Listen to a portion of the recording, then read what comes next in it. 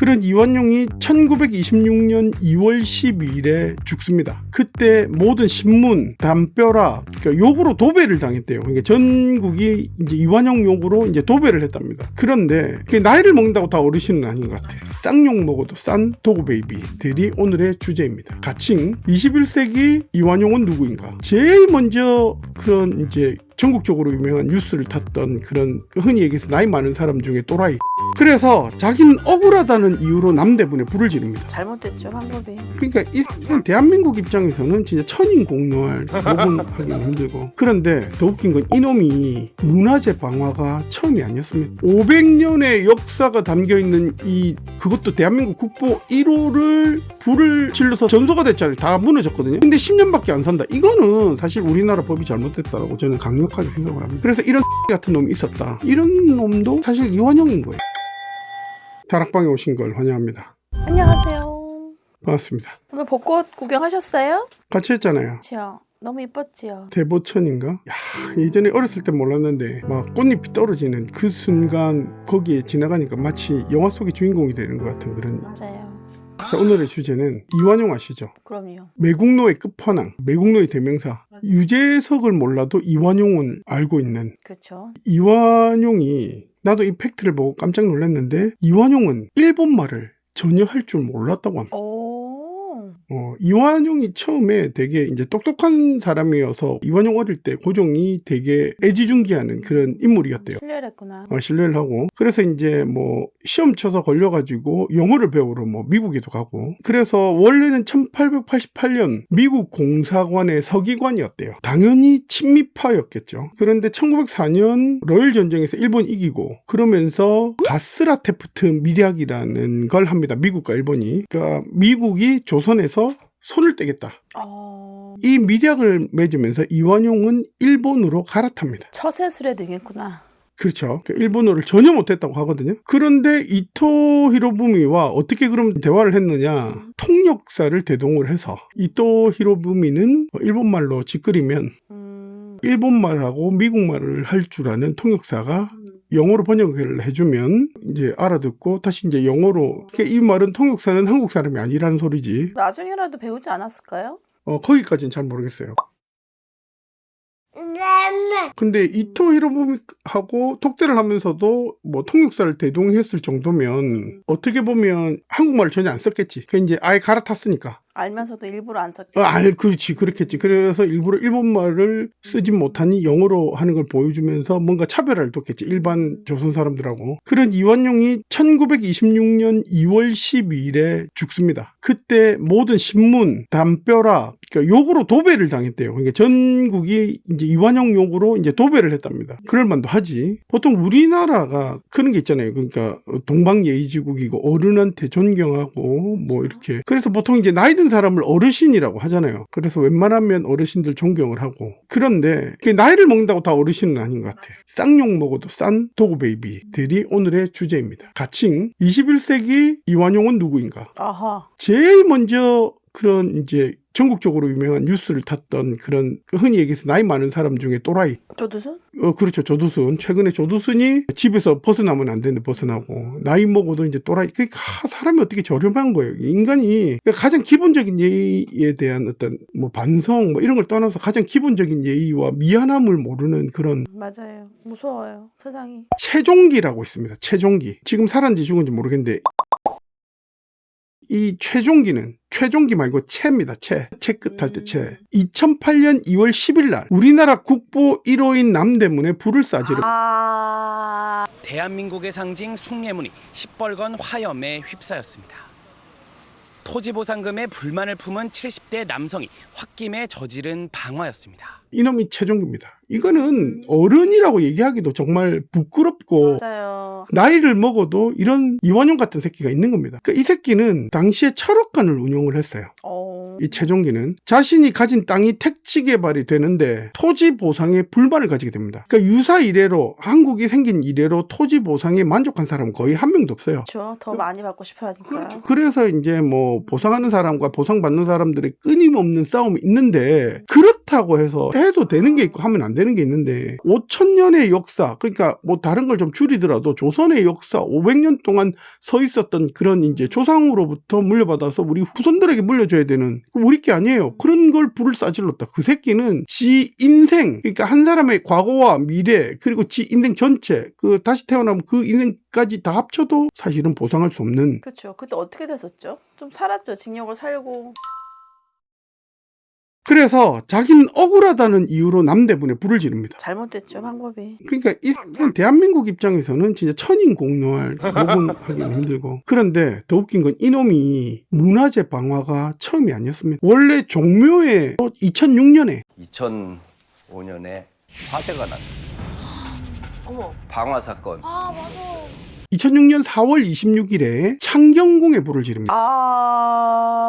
초범이 아니구나. 그러니까 그때 1년 6개월에 집행유예 2년을 받았어요. 그리고 추징금 1,300만 원을 받았습니다. 그런 전적이 있는 거예요. 그러니까 이거 생각하면 진짜 또 판사 진짜 무조건 초범이고 반성한다 그러면 대충 그냥 풀어주고. 그래서 최종기가 그때 현장 검증할 때 무슨 얘기를 했냐면, 내가 대통령한테 하소연을 했는데 들어주지 않았기 때문에 내 잘못은 0.1%고 대통령 잘못이 99.9%다. 어머나. 그때 대통령이 노무현 대통령이었습니다. 적반하장도 아주. 지가 싸질러 놓고. 이완영하고 똑같은 새끼예요. 이완영이 그렇게 얘기를 했다잖아. 어차피 넘어갈 건데 우리 난 도움을 받았다라고 생각한다.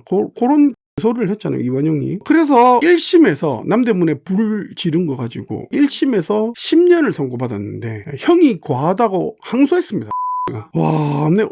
그래서 2심에서 항소가 기각돼서 그냥 10년을 삽니다. 그 2008년에 죄를 저질렀으니까 2018년까지 살았겠지.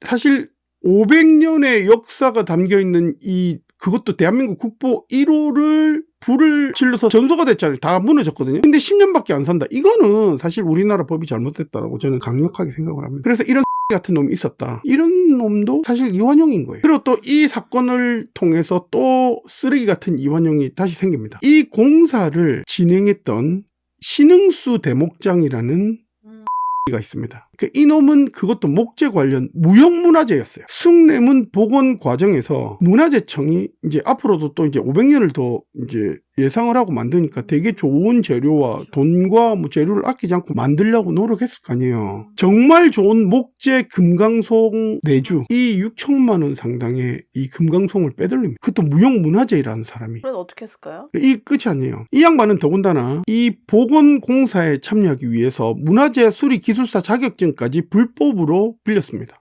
거기다가 하도급 업체하고 짜고 공사 대금까지 빼돌리고, 그 와중에 명예교수, 문화재위원 등의 비리가 같이 다 막 한꺼번에 드러나요. 근데 다 하나같이 나이가 먹을 만큼 먹은 사람들이에요. 그래서 이 사람이 어찌 됐는지는 제가 이제 사실 못 찾아봤네. 그때 막 계속 뉴스 나오고 그랬어요. 신흥수 대목장 한번 찾아볼까요? 찾아볼게요. 그러니까 벌금 700만 원을 맞았다고 합니다. 그런데 잠시만요. 찾아볼게요. 이렇게 생겼습니다. 2021년 6월 24일 날 대법원 1부에서 상고가 기각돼서 벌금 700만 원이 확정되었다네. 이 난리를 치고도 그냥 벌금 700만 원. 그러니까 우리나라 법이 허술해요. 이게 이제 입법부의 문제인지 사법부의 문제인지 내가 봤을 땐 둘 다 분명한 문제가 있다. 그리고 이거 기억하시는지 모르겠는데 작년 이맘때쯤에 대전에서 은퇴 공무원이 음주운전으로 초등학생을 치어서 숨지게 한 사건이 발생됩니다. 안녕하세요. 전승자예요.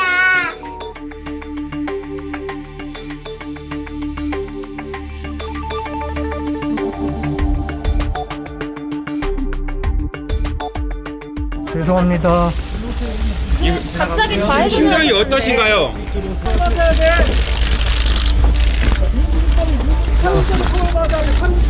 이 사람은 혈중 알코올 농도 0.108%. 그러니까 면허 취소 수준이었어요. 그러니까 술을 먹고 사고 지점까지 7km에서 8km 정도 운전을 했는데 퇴직한 공무원이었습니다. 이야. 이게 그냥 일반, 그러니까 사기업에 다니는 사람도 아니고 공무원이었다라는 게 더 화가 나는 거지. 이유는 뭐 여러 가지 뭐 사람마다 다 다를 테지만 이 사람이 이렇게 나이 먹어서 은퇴해서까지 이렇게 술을 먹고 불법을 저지를 정도면 얘는 공무원일 때도 분명히 비슷한 일을 저지르고 있었던 겁니다. 와, 이게 애가 출근할 시간, 아침 시간에 이렇게 했었으니 등교할 때. 그것도 초등학교 앞에서 등교한 초등학생을 4명이나 쳤어요. 그래서 한 명은 고인이 되셨고 또 한 명은 뇌수술을 받아서 뭐 낫긴 했지만 또 한 명은 이 사고의 여파로 실어증 걸리고. 아이고. 그러니까 나이 먹어서 지 인생 전 인생을 갈아 넣어도 해결이 안 되는 그런 죄를 저지른 거죠. 손자 손녀가 있을 나이신데. 이런 애들은 이제 법으로 존칭을 하면 안 됩니다. 그리고 2015년 군산에서 50대 여성 2명을 70대 노인이 살해한 사건이 발생합니다.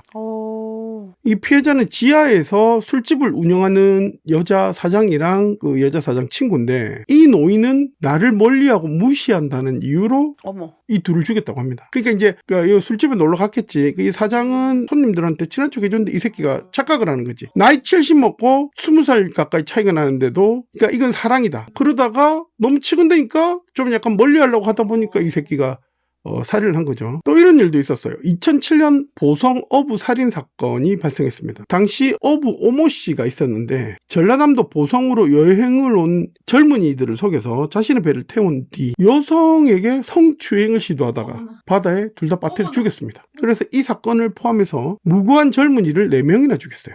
배도 타면 안 되네요. 물론 대부분의 어르신들은 아이들을 보면 정말 순수하게 웃으시고 그냥 이제 순수하고 그냥 지금까지 살아왔던 게 얼굴에 보이시는 정말 열심히 살아가시는 그런 분들 많습니다. 열심히 사신 분들은 되게 얼굴만 보아도 행복해지는 그런 분들이 되게 많은데 굳이 이완용을 제가 들먹인 이유가 나이가 차면 겸손해져야 되잖아요. 50세가 지천명이고 60대가 이순, 남의 말을 받아들이는 나이입니다. 근데 이런 이완용 같은 특징은 오히려 남을 설득하려고 합니다. 지가 무조건 맞다고. 70대가 고희, 뜻대로 행해도 도리에 어긋나지 않는 나이. 모든 사람이 존경하게 되는 나이죠.